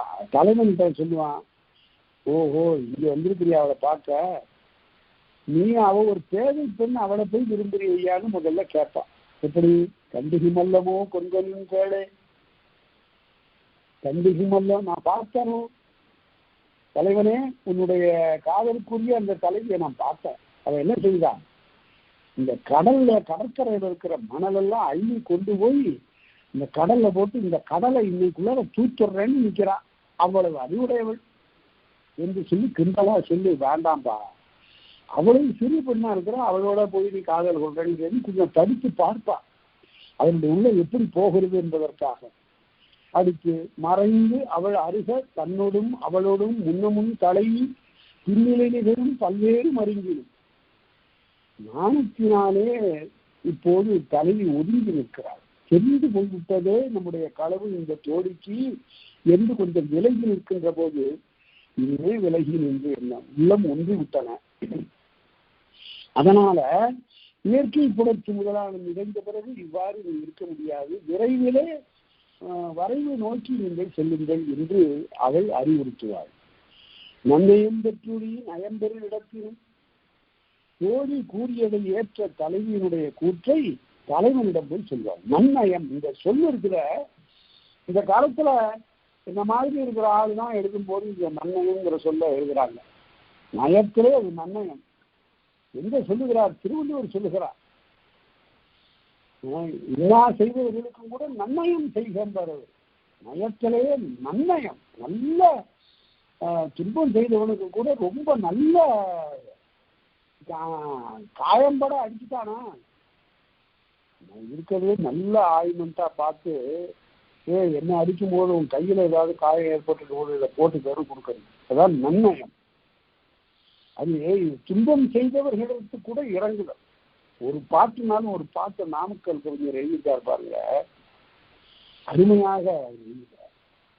ரத்தம் வர தடியினாலே அடித்து 4 பக்கமும் பலர் கூடி உதைத்து பல வசை முடிந்த காலத்திலும் கூட அவர்களுடைய கை நோகுமே என்று வருந்துகின்ற அந்த வருத்தம், அந்த அகிம்சை தான் அதே போல அவர்கள் துன்புறுத்துகிற போது நான் சிரித்தவண்ணம் இருக்கணும், என்னுடைய முகத்திலே நகையே இருக்கவர் என்று அவர் பேசுவார். அகிம்சைக்கு ஒரு உருவம் கொடுத்தது போல் அந்த பாட்டு அமைந்திருக்காரு. அது போல அதுதான் நன்னயம்ங்கிறது. அதான் அடுத்து நன்னயம் பெற்றுடி நயம்பெரு இடத்தினும் தோழி கூறியதை ஏற்ற தலைவனுடைய குற்றை தலைவனிடம் போய் சொல்லுகிறார். என்னுடைய தலைவனுடைய காதலை ஏற்றுக்கொண்டால் என்று பேசுகின்ற இடம். அதாவது ஏற்றுக்கொண்டாங்கிறத உடனே அங்கேருந்து போய் நேரா இதெல்லாம் ஒரு நாடக மொழி எப்படி வரணும், அந்த டயலாக் அந்த உரையாடல் எப்படி வரணும் பாருங்க. அங்கிருந்து தலைவி சொன்னா இன்னும் முந்திவிட்டன, அவர் பார்த்தா நல்ல ஒரு பொருள் தான் தோன்றுகிறது, நீதான் இந்த திருமணத்தை முடித்து வைக்க வேண்டும் என்ற தோழியிடம் சொல்லிவிட்டா, தோழி அங்கிருந்து போய் தலைவன்ட்ட இந்தாப்பா என்னுடைய தலைவி ஒன்று ஒத்துக்கொண்டா திருமணம் பண்ணிக்கலாம் அப்படின்னு சொல்ல மாட்டான். அப்படி இல்லை, அதுதான் அது அழகா சொல்லும். அதுதான் கவிதை. எப்படி சொல்றா, கடும்புலால் புன்னை கடியின் துறைவ மீன காய வைத்திருக்கிறவர்கள அதை அந்த காய வைத்திருக்கிறவர்கள் அந்த பறவைகள் வராதவாறு விரட்டி கொண்டிருக்கிறார்கள். படும்புலால் புல்கடிவான் புக்க தடம்புல்லாம் தாழை மா நாடல், இந்த தாழை மலர்ந்திருக்கக்கூடிய கடற்கரை, ஞாழல் பூத்திருக்கக்கூடிய கடற்கரை, அந்த பூம்பொழில் அங்கே ஒன்று இருக்கிறது தெரிந்த உனக்கு. இந்த தாழையும் நாடலும் மலர்ந்திருக்க மனம் பரப்புகின்ற அந்த இடத்துல ஒரு சோலை இருக்கிறது. அதுதான் ஏழைமான் நோக்கி இடம். ஏழையே என்னுடைய தலைவியாகிய நானை போன்று நோக்குகின்ற அந்த பெண் விரும்புகின்ற இடம் அதுதான். அங்க வாணி பொருள், அந்த இடத்துல சந்திக்கலாம் என்று பொருள். அடுத்து எண்ணரும் பன்னகை கண்ணிய வகையும். இடையில இந்த தலைவி தலைவனோடு பேசுகின்ற காலத்து கவலையும் வருத்தமும் தோற்றுவாள். ஆனால் தோல்வி அவனோடு நகையாடுவாள், அவனோடு வேடிக்கையாக பேசுவாள். என்ன வர்ற வழியெல்லாம் படாத பாடுபட்டு வந்திருக்கிறது மாதிரி தெரியல என்று இப்படியெல்லாம் அவள் பேசுவாள். பல நகையாடல்களை அவள் தோற்றுக்கின்ற இடத்திலும் உணர்ச்சி வேண்டியும் தலைவன் உன்னுடைய தலைவியெல்லாம் சந்திக்கணும், போன வாரம் சந்தித்தேன், ஒரு வாரம் முழுவதும் தூங்கல என்று சொல்லுகின்ற அந்த இடத்திலும் வேண்டா பிரிவினும் சந்திச்சுட்டு அங்கேயே ரெண்டு பேரும் அங்கேயே இந்த சோலையிலே இருக்க முடியாதுல்ல, பிரிந்து போகணும். அப்படி பிரிந்து போகின்ற இடத்திலும் வேண்டா பிரிவு என்றால் உணர்ச்சி வேண்டாத ஒரு பிரிவினனும் நெஞ்சினால் பிரியாமைன்னு எழுதினார் உரையாசிரியர். மனத்தால பிரியல. ஏன் பிரிகிறாங்க? அலராகும் என்று அஞ்சு பிரிகின்ற அந்த ஒரு வழித்தனத்தால். அதுக்கு இதையெல்லாம் தலைவிக்கு உரைத்தனவும் தலைவனுக்கு உரைத்தனவும் ஆகும். அடுத்தபடி வேளாண் பெருநெறி வேண்டிய இடத்தும் தலைவனிடம் உபகாரம் வேண்டுகின்ற அந்த இடத்திலும் தலைவி பேசுவார், தோழி பேசுவார். எப்படி கல் சேர்ந்தென்றே பல்கதிர் ஞாயிறு பெருமானந்த சிறுமின் சாயல் மானவன் சிலைய ஏங்கி ஆனாது அழல் தொடங்கினே. என்ன சொற்கள் பாருங்க. அந்த அந்தி மாலை காலத்திலே அந்த முல்லை நிலத்திலே பசுக்களை எல்லாம் ஓட்டி கொண்டு திரும்ப வருகிறார்கள் சிறுவர்கள், சிறுவர்கள். அப்ப புல்லாங்குழல் இசைக்கிறார்களா? அது மாலை நேரம். அந்த மாலை நேரத்துக்குரிய பண்ணை இசைக்கிறார்கள் இந்த சிறுவர்கள். குடல் தொடங்கினரே கோவலர், குடல் தொடங்கினரே கோவலர். குடலை இசைக்க தொடங்கினார்கள் கோவலர்கள். அவள் தொடங்கினாலே ஆயு. உடனே அவள் அழத் தொடங்கிவிட்டாளாம். மாலை வந்து விட்டது, இன்னும் காணவில்லை என்று அவள் வருந்துவாளாம். அதை இவ்வாறு சொல்லுவதுதான் உணர்ந்த அறிமடம் சிறப்பினும்.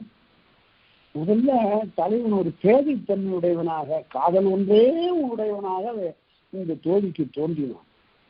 பிறகு அவனோடு பழக அவன் அறிவுடையவனாகவும் சான்றவனாகவும் இருந்தான். அதை தலைவியிடம் சொல்லும் போது, ஆள் நல்ல ஆளுதாங்களா, நல்ல ஆளுதாம்மா, நல்ல ஒரு அறிவுடையவனா தெரிகிறது, குடும்ப பொறுப்பு அவனிடம் இருக்கும் போல தெரிகிறது என்றெல்லாம் முன்பு இல்லாத அறிவுடைமை இப்போது இருப்பதாக கூறுவது. அடுத்து ஓம்படை கிளவி பாங்குங்கள். இது ஒரு அருமையான ஒரு கூற்று. இந்த ஓம்படைங்கிறது, ஓம்படைன்னா ஒப்படைக்கிறது. இதுவரை நானும் அவரும் விளையாடிட்டு இருந்தேங்க.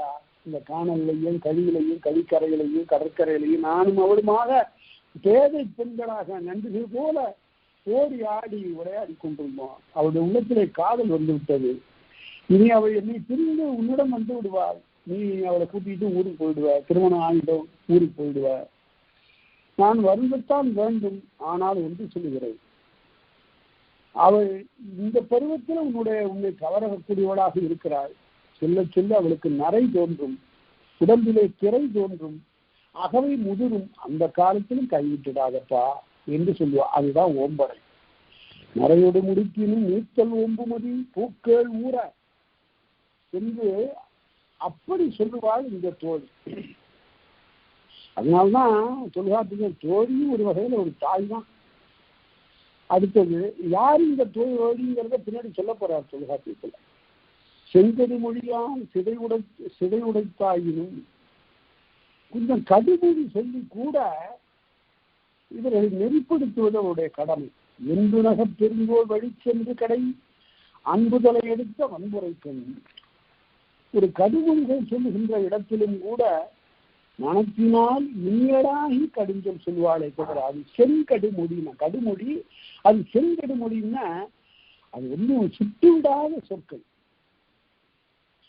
தோழி செவ்விய கரிய சொல்லால் தலைவன் அன்பு சிதை உடைத்தாயும் என்புருகுமாறு பிரியப்பட்டவரிடத்தில் சென்று அவன் இன்னும் உன்னை சிறந்து கொள்ள மாட்டான், நீ கவலைப்படாத, அவன் அன்புடையவன் அழிப்பன் என்று ஆற்றி வைக்கும் இடத்திலும் தோழி பேசுகிறார். எப்படி நீ கொஞ்சம் அவனை பற்றி எல்லாம் தெரியும், சரியாக புரிந்து கொள்ள வேண்டும். ஒரு பாட்டு காட்டியிருக்கார் பாருங்க, உரையாசிரியர் இளம்பூரணர் காட்டுறாரு, நச்சினார்கினியும் காட்டுறாரு. பரணர் என்ற ஒரு பெரும்புலவன், கபில பரணர் என்று 2 பேரையும் சேர்த்து சொல்லுவாங்க. அந்த பரணர் குறுந்தொகையில ஒரு பாட்டு பாடுறாரு. மகிழன் மார்பே வெய்யால் தலைவனுடைய மார்பு உனக்கு மிகவும் பிடித்திருக்கிறது, அதை சென்று அணைய வேண்டும் என்பது உன்னுடைய கருத்தாக இருக்கிறது. அடியல் வாடி தோழி வருந்தாதே தோழி, நீ நம்ம நர்மா வந்து நாட்டில் போகி ஒன்றுமொழி கோசர் போல வந்த சூழ்ச்சியும் வேண்டுமான் சிறிதே. இந்த 3 அடி நினைச்சு பாருங்க. மன்னனுடைய காவல் மரம், நாட்டினுடைய காவல் மரம் மாமரம். இந்த காவல் மரத்துல யாரும் ஒரு கையை கூட வைக்க கூடாது.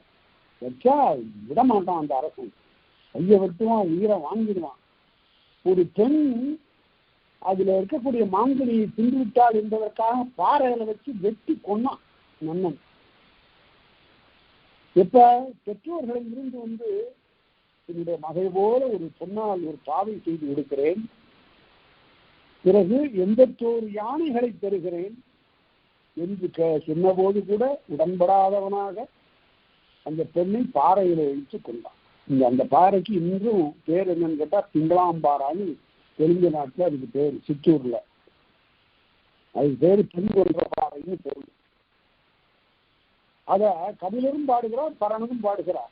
அப்ப இவ்வாறு நன்னன் செய்ததை கேட்ட கோசர் என்ற சிற்றரசர்கள் ஏதோ சூழ்ச்சி செய்தார். சூழ்ச்சின்னா இங்க வேண்டாது இல்லை, ஆழ்ந்து கருதி ஏதோ ஒரு உத்தியினாலே போய் நன்னனுடைய அந்த மாமரத்தை அழித்தார்கள். அது என்ன ஆராய்ச்சி, என்ன உத்திங்கிறது சொல்லப்படலை. அதை வைத்துதான் நான் கயற்கண்ணி என்று ஒரு நாடகம் எழுதியிருக்கிறேன், செய்யுள் நாடகம். அதனால இந்த 3 வரியில ஒரு வரலாற்று உண்மை பொதிந்திருக்கிறது. அதனால தலைவன் உன்னிடம் விரும்புகிறான் என்பதற்காக அவன் விரும்பியவாறெல்லாம் நீ ஒழுகக்கூடாது. கொஞ்சம் ஆராய்ச்சி வேணுமா, கொஞ்சம் சூழ்ச்சி வேணுமா. இந்த சூழ்ச்சிங்கிற பொருள் இப்ப வேண்டாதது நினைத்தல் அல்ல. பாரதி கூட இந்த சொல்ல நல்லா கையாள்றார். அண்ணல் காந்தியடிகளை பற்றி சொல்லுகிறது, விடுதலை அடையும் படிக்கொரு சூழ்ச்சி செய்தாய். அது என்ன சூழ்ச்சி? அதுதான் சத்தியாகிரகம் என்று சொல்லுகின்ற அறப்போர். அதனால அந்த சூழ்ச்சிங்கிற சொல்ல பழைய பொருளே பாரதியார் கையாளுகிறார். இங்கே அதே போல ஆழ்ந்து கருவிகள், சூழ்ச்சினா ஆழ்ந்து கருவிகள் என்று பொருள். அவ்வாறு பேசக்கூடிய நிலை பார்க்கிறோம். அப்புறம் ஆற்றது தீமை அறிவுறு கலக்கமும் இதெல்லாம் தலைவனிடம் பேசுகிற போது விரைவில் திருமணத்துக்கு வேண்டிய ஏற்பாடு செய்யப்பா அப்படின்னு சொல்லுவது. ஆற்றது தீமை அறிவுறு கலக்கமும், நீ வர்ற வழியை நினைச்சா எங்களுக்கு மனசெல்லாம் நடுக்குது. கருங்கன் தாட்களை பெரும்பெரிவிற்றன கைமையுள்ளா காமர் வந்து கல்லாவென்பதை கிளை முதல் சேர்த்து ஓங்குயிர் எடுக்கத்து பாய்ந்துக்கும் குன்றநாட நடுநாள் வாரல் அப்படின்னு சொன்னான். நீ வர்ற வழி எப்பேற்பட்ட அங்கு விலங்குகள் எல்லாம் வழிக்கு பாறையிலிருந்து வழிக்கு கீழே விழுந்து உயிர் விடக்கூடிய இடமாக இருந்திருக்கிறது என்று நாங்கள் அறிகிறோம். உனக்கு ஏதாவது ஏற்பட்டா இதற்கு என்ன ஆகிறது என்று சொல்லுவது. காப்பின் கடுமையும் கையறவரையும் தாயினாலும் பிறராலும் தலைவியை வீட்டில் வைத்து காக்கின்ற காவல் கடுமையாக முற்றுகின்ற காலத்திலும் கடனும் பொழுதும் வரைநிலை விலக்கி காதல் மிகுதி உளப்படத் பெறவும் முதல்ல சந்தித்த களம் இடம் பொழுது ஆகியவற்றை மாற்றிச் சொல்லுகின்ற இடத்திலும் தோழி அவ்வாறு பேசுவாள். நாடும் ஊரும் இல்லும் குடியும் பிறப்பும் பிறப்பும் இறப்ப நோக்கி அவந்தையும் தோன்றிய கிளவியுடைய தொகை அணிநிலை வகையான் வரைதல் வேண்டியும் நாடு ஊர் இல்லம் குடிங்கிறது அந்த நான்க சொல்லுவா. உன்னுடைய நாடு மலைநாடு, உன்னுடைய ஊர் அந்த மலையகத்து ஒரு ஊர், உன்னுடைய குடி நல்ல, உன்னுடைய இது குடும்பம் நல்ல குடும்பம், நீ நல்ல பாரம்பரியத்தை உடையவன், என்னுடைய பிறப்பு சிறப்புடையது என்றெல்லாம் எடுத்து அவனை பாராட்டி அவனை இந்த திருமணத்திற்கு பொறுமையா இருப்பா. குறியா இன்பம் எளியில் உண்மலை பல்வேறு வகையில் விளங்கும் நாட. அது அகநானூற்றுல கபிலர் பாட்டு. உன் நாட்டுல எல்லாமே இருக்கு, இன்பத்திற்குரிய பொருள்கள் எல்லாம் இருக்கின்றன. அங்கு குரங்குகள் எல்லாம் வாழைப்பழத்தை தின்று மகிழ்கின்றன, தேனை குடித்து மகிழ்கின்றன, தேனடையிலிருந்து தேனை பருகுகின்றன. இப்படியெல்லாம் குறித்த இன்பத்தை எல்லாம் அடையக்கூடிய நாடு அது. அதனால உனக்கு என்ன கெட்டு போய்விடும், உறுதியாக இவளை பெறலாம் என்று சொல்லுவது. அடுத்தது உடனே என்னன்னா அறத்தோடு நிற்றல். இந்த அறத்தோடு நிற்றல்ங்கிறது ஒரு அருமையான ஒரு கலெக்ஷன், திருவள்ளித்தனத்தல் மாதிரி இதுவும் அறத்தோடு நிற்றல்னா அந்த இப்பவும் நம்ம அரசு துறைகள் எல்லாம் ஒரு புரோட்டோகால் தான். உடனே நேரடியா கலெக்டர் அங்கிருந்து வந்து ரெவன்யூ இன்ஸ்பெக்டர்கிட்ட பேச மாட்டார், வருவாய் அலுவலகத்தை பேச மாட்டார். உடனே அவர் என்ன சொல்லுவார், டெப்டி கலெக்டர் பேசுவார். டெப்டி கலெக்டர் அவருக்கு பிறகு என்ன பேசுவார், தாசில்தார்கிட்ட பேசுவார். தாசில்தார் டெப்டி தாசில்தார்கிட்ட பேசுவார். இப்படி ஒரு வரிசை இருக்கு, ஒரு முறை. அது போல இந்த தோழி தான் அறிந்த காதலை உடனே செவிலியிடம் சொல்லுவார். பெற்ற தாயிட்ட சொல்ல மாட்டான். செவிலியிடம் சொல்ல, செவிலி பெற்ற தாயிடம் சொல்ல, பெற்ற தாய் தந்தையிடமும் தன்னுடைய மகன்களிடமும் சொல்ல, இப்படி போகணும். இதைத்தான் ஐயச்செய்கை தாய்க்கு எதை மறுத்து தாய் கொஞ்சம் ஐயப்படுகிறார். என்ன எங்க போயிட்டு இருந்தீங்க ரெண்டு பேரும், ஒரு மணி நேரமா காணும் என்று அவள் ஐயப்படுகின்ற போது, அதெல்லாம் இல்லம்மா இங்கதான் இருந்தோம், நீங்க பார்க்கல, உங்களுக்கு வர வர வெள்ளெடுத்து வந்துடுச்சு என்று இப்படியெல்லாம் பொய்யன மாற்றி நெய்வழி கொடுத்து அதை உண்மையாக ஏதாவது ஒன்றை மாற்றி சொல்லுகின்ற இடத்திலும் அவள் தோல்வி கூறப்பெறுவாள். என்ன அருமையான பாட்டு. அகநானூற்று 158வது பாட்டை பாருங்க. சூருடை கிளம்பில் சுடற்பூவைந்து தாம் வேண்டுவையும் அணங்கார் வருமே. உங்களுக்கு தெரியாதா, நீங்க தலைவியை பார்த்தேங்கிறீங்க, தலைவி இல்லம்மா, அது இந்த காட்டில் இருக்கிற ஒரு கடவுள், அது ஒரு பெண் தெய்வம். அது வேண்டுகின்ற உருவத்தை எல்லாம் அது கொள்ளுங்கிறது உங்களுக்கு தெரியாது. அது தலைவி மாதிரி வந்திருக்கும் போல இருக்கு, நீங்க பார்த்துருக்கீங்க போல் இருக்கு. அதை பார்த்துட்டு தலைவின்னு அவளை போய் சுரந்து விடுகிறீர்கள் என்று சொல்லுவார். ஞானவின் வாயே போல துஞ்சுனர் கனவாண்டு மறுத்தலும் உண்டு. கனவு கொண்டிருப்பீங்க, அதை நனவுன்னு நினைச்சுட்டு இவளை என்னுடைய தோழியை நீங்க காய்கிறீங்க. அப்படியெல்லாம் இல்லம்மா என்று அதனை மறுத்து சொல்லுகின்ற இடத்திலும் அந்த தோழி பேசுவாள். அவன் இளங்குறினும் தலைவனாலே கூட்டத்திற்கு விலக்கம் ஏற்பட்டாலும் இடையூறு ஏற்பட்ட காலத்திலும் பேசுவார். காப்பு மிகுதியாகவும் காவல் மிகுதியாகவும் பிறர் வரைவாலும் ஒரு தடை ஏற்படுகின்ற காலத்திலெல்லாம் அவள் பேசுவார். களம்பெற காட்டியும் சந்திக்க வேண்டிய இடத்தை பற்றி சொல்லுகின்ற இடத்திலும் திறன் வரைவாயும் வேறு யாராவது பெண் கட்டு வருவாங்க, அப்பவும் உடனே தோழி உடனே செவிலியிடம் சொல்லுவார், அம்மா வேண்டாம்மா, இது அவருடைய உள்ள வேறு வகையாக இருக்கிறது என்று சொல்லுதல்.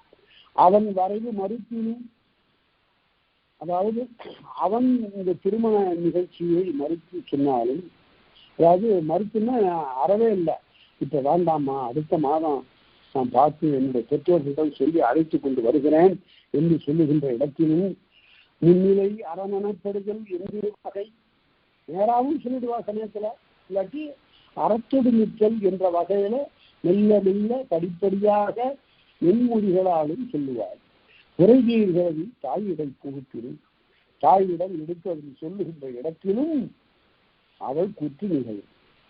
அடுத்து வரைவுடம்பட்டோர் கடாவல் வேண்டினும், சரி திருமணத்திற்கு பெற்றோர்கள் இசைந்து விட்டார்கள் என்ற செய்தியை தலைவரிடம் சென்று சொல்லுகின்ற போதும் ஆங்கதன் தன்மையில் வன்முறை என்பது தலைவியை வற்புறுத்துவது. தலைவியை உடனே பார்த்து என்னன்னா ஆச்சு, அவங்களை இசைந்துட்டாங்க, நான் தலைவர்கிட்ட சொல்லிட்டேன், இனிமேல் மறுபடியும் சென்று இப்ப சந்தித்துக் கொள்ளுதல் என்பது வேண்டாம் என்று 4 வகையாக தோழி கூற்று நிகழும்.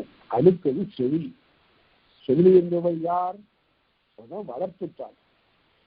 இந்த வளர்ப்புத்தாயுடைய பொறுப்பு மிக அதிகம். இவளுக்குத்தான் கூற்று அதிகம். நற்றாயை நோக்குகிற போது இவளுக்குத்தான் கூற்று அதிகம். இது எதற்காக இப்படி ஒரு படைப்பு என்று கேட்டா, அதாவது ஒரு குடும்ப அமைப்பிலே ஒரு பெண்ணை பெற, ஒரு பெண்ணை அல்லது ஒரு ஆண் மகனை பெறுகின்ற ஒரு தாய் இருக்கிறாள, அவர் நற்றாய் என்று சொல்லப்படுவார். அது ஒரு பெருங்குடி, செல்லுமிக்க ஒரு குடியிடம் இருக்கக்கூடிய அவர்கள் பெறுகின்ற தாய் நற்றாய். அடுத்து இன்று புறந்திருந்தல் எந்தலை கடனேன்னு சொல்றதா அவதான். அதுக்கு அடுத்தபடியாக அவளை வளர்ப்பவள், அவள் உடன் இருந்து தேடுகின்றவள், அவள் தான் செவிலி, வளர்ப்பு தாய்.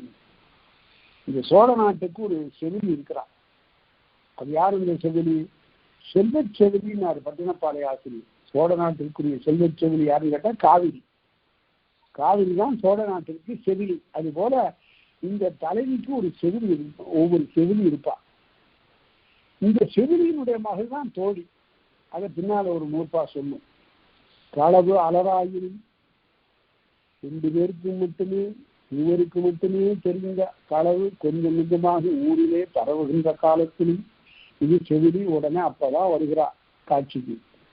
களவு அலராயினும் தாமம் மெய்ப்படுத்தினும் தலைவியுடைய உடம்புல ஒரு சிறு வேறுபாடு தெரிகிறது, ஒரு பொலிவு தெரிகிறது, ஒரு மகிழ்ச்சி தெரிகிறது. ஏதோ அவளாக பேசிக் கொள்ளுகிறார், சிரித்துக் கொள்ளுகிறார் என்று இவ்வாறு களவு அலராயினும் காமம் மெய்ப்படுத்தினும் அளவு மிக தோன்றினும் அப்படி பார்க்கின்ற போது உடம்பினுடைய அளவுல ஒரு சீர்த்து தெரிகிறது. தலைப்பெய்து காணினும் அதே போல 2 பேரையும் ஒன்றாக பார்க்க நேரிட்ட காலத்திலும் கட்டினும் கடங்கினும் வெறியன இருவரும் ஒட்டிய தரத்தார் செய்தி கண்ணும். உடனே என்ன இது, இந்த தலைவிக்கு உடல் நலம் இல்லாம இருக்கிறா போல தெரிகிறது, இதை நாம சரியா கேட்கணுமே என்று சொல்லிவிட்டு புறத்தியை கூப்பிட்டு, குறி சொல்லக்கூடியவளை கூப்பிட்டு, இந்த வீட்டு பெண்ணுக்கு கொஞ்ச நாளா உடம்பு சரியில்லாத போல தெரியுது, அதை பார்த்து சொல்லுன்னு உடனே அவ என்ன பண்ணுவா, கட்டினும் ஒரு முறத்துல நெல்ல வச்சு சிரிப்பா. ஒற்றைப்படையா வந்தா இப்படி, இரட்டைப்படையா வந்தா இப்படி, ஒற்றைப்படையா வந்தா நோய், இரட்டைப்படையா வந்தா ஏதோ தெய்வம் தூண்டி இருக்கிறது என்று இப்படியெல்லாம் பார்த்து சொல்லக்கூடியதுதான் கட்டு. அதே போல கடற்சி காய்களை கொண்டு எண்ணி நிமித்தம் பார்த்தல் கடல். கட்டினும் கலங்கினும் வெறியன இருவரும் ஒட்டிய தரத்தார். உடனே வெறியாட்டு நிகழ்த்துவாங்க. வேலனை கூப்பிட்டு, இதாப்பா வேலைன்னா அவன் வேலை கையில வைத்திருக்கிறவன், அது மட்டுமல்ல முருகு நெய் நெறியவன். அதாவது முருகன் அவனுடைய உடம்புல வந்து ஆக்கிரமிக்கிறான். முருகனாகிய தெய்வம் இந்த வேலையுடைய ஒருவன் பால் இந்த குறிஞ்சி நிலத்த ஒரு பூசாரி அவனுடைய உடம்பின் கண்ணை வந்து அவன் ஏறி நிற்கிறான். இந்த தெய்வம் ஏறிய செயல். அப்ப அவன் ஆடி நரம்பு எல்லாம் புடைக்க, முகமெல்லாம் சிவக்க தெரிகிறது இந்த பெண்ணுக்கு. இது சில நாளாக காட்டிலே சென்ற போது அங்க ஏதோ ஒரு சிறு தெய்வங்களுடைய திரும்பி இருக்கிறது அப்படின்னு சொல்லுவான். அவ்வாறு வெறியாட்டு நிகழ்கின்ற போதும் செவிலி சொல்லுவாள், காதல் கைமிக கனவின் அறற்றலும். காதல் மிகுந்த காலத்து தலைவி கனவிலே அறற்றுவாள். அப்போதும் செவிலி பேசுவாள். போக்குடன் அறிந்தது தோழியை வினாதலும். தோழியை கேட்கின்ற போதும் பேசுவாள். தெய்வம் வாழ்த்தலும் எல்லாம் கடவுள்தான் இங்கெல்லாம் முடிச்சு வைக்கணும் என்று சொல்லுகின்ற போதும் செவிலியினுடைய கூற்று நிகழும். அப்ப இந்த வெறியாட்டு நடக்கும் போது எப்படி பேசுவா அதை பார்க்கணும்ல. வேலனை கூப்பிட்டாச்சு, வெறியாட்ட போறா, வெறியாட்டு நிகழ போகிறது. அப்ப அந்த தலைவி என்ன பண்ணுவா, தோழியை பார்ப்பா, என்னம்மா அது, எனக்கு நோயா வந்திருக்கு, எனக்கு காதல் வந்திருக்கு, அது தெரியாம அம்மா அப்படி வந்து ஒரு வேலனை கூப்பிட்டு வெறியாட சொல்லுகிறா. அவன் ஏதாவது சொல்ல போய் உடனே என்ன பட்டினி போட்டு அல்லது எனக்கு வேண்டாத மருந்தெல்லாம் கொடுத்து துன்பப்படுத்துவார்களை சொல்லக்கூடாதான்னு தோழியை பார்க்க தோழிக்கு தாயிடம் ரொம்ப அச்சம். அவன் உடனே செவிலியை பார்க்க செவிலி என்ன சொல்லுவாளா, தாயிடம் பேச மாட்டா, அவளுக்கும் அச்சம். அந்த வேலனை பார்த்து பேசுவாள். மின்னணங்கன்மை அறிந்தும், வேலனே உன்னால ஏற்பட்டது இல்லை, முருகனே உன்னால ஏற்பட்டது அல்ல இந்த நோய். மின்னணங்கன்மை அறிந்தும் அண்ணாந்து சார்நரும் கடம்பின் கண்ணை சூடி கடப்ப மாலை அணிந்து கொண்டு அங்கிருந்து வந்து வேலையை வைத்துக் கொண்டு ஆட்டம் ஆடி வெறிமனை வந்தோய் இந்த வெறியாடு களத்திற்கு வந்து நிற்கக்கூடிய பூசாரியே, கடவுளாயினுமாக உன்கிட்ட கடவுளே இருந்தாலும் சரி உனக்கு அறிவே இல்லைன்னா மடவை மன்ற வாடிய முருகன். முருகன் தெய்வமே உனக்கு அறிவில்லை, இவை கொண்டது நோயா, இது காதல் அல்லவா, அதை சொல்லாம நீ ஏதோ நோயின்னு சொல்ல போற என்று செவிலி பேசுகிறாள். இந்த மாதிரி இடத்திலும் செவிலி பேசுவாள். அடுத்து காதல் கைமிக கனவின் அறற்றலும் தோழியை வினாதலும் தெய்வம் வாழ்த்தலும் போக்குடன் அறிந்ததும் மிச்சக்கண்ணும். உடனே இதெல்லாம் ஒன்றும் சரியா வரல. இந்த வெறியாட்டு நிகழ்வதற்கு முன்னாலேயே இதெல்லாம் ஒன்றும் சரியா வராது போல தெரிஞ்ச நிலையில உடம்போக்கு நிகழும். சொல்லிடுவா, நீ வேற ஊருக்கு போய் அவனோட போய் திருமணம் செய்து கொள், அப்புறம் இவங்கெல்லாம் சரியா வந்துருவாங்க என்று சொல்லி அனுப்பி விடுவா. அதுதான் அத வெறியாடு களத்திலே வேலன் முருகு தீண்டப்பெற்ற நிலையில் குறி சொல்லுவதற்காக முற்படுவான். அவன் என்ன சொல்ல போகிறான் என்பது இந்த சிலைக்கு தெரியும். ஏதோ இந்த தலைவிக்கு ஒரு நோய் என்று அவன் சொல்லிவிடுவான். அவ்வாறு சொல்லுதலை தடை செய்ய வேண்டும் என்று கருதுகின்ற செவிலி என்ன செய்வாள் என்றால், தாயிடம் பேசுவதற்கு அஞ்சிய நிலையில் அந்த வேலனிடம் பேசுவாள். வேலனே, உன்னை முருகு தீண்டிய நிலையிலும் நீ அறிவுடையவனாக தோன்றவில்லை. கார்னரின் கடம்பின் கண்ணி சூடி வேலன் வேண்ட வெறிமனை வந்தோய் நீ வெறியாடு களத்திற்கு வந்து நிற்கிறாய். இப்போது சொல்லுகிறேன், இது உன்னால் ஏற்பட்ட நோய் என்று, ஒரு தெய்வம் தீண்டியதால் ஏற்பட்ட நோய் என்று. அதனால கடவுளாயினுமாக நீ கடவுளாகவே இருந்தாலும் சரி மடவை மன்ற வாழிய முருகே, நீ நீ மடையன். இந்த இடத்துல ஒரு குறிப்பு ஒன்று சொல்லுகிறேன், நினைவிலை வைத்துக் கொள்ளுங்கள். ஒரு சிறிய சொல்தான் அது எவ்வளவு தடையாக கை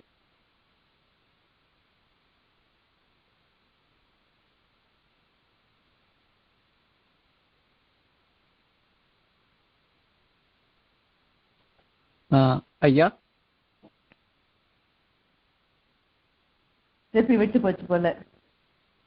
ஆமாங்கம்மா, என்னன்னு தெரியல. நான் இன்னொரு முறை நான் இணைப்பு இது பண்ணிட்டு நான் கூப்பிடுறேங்க.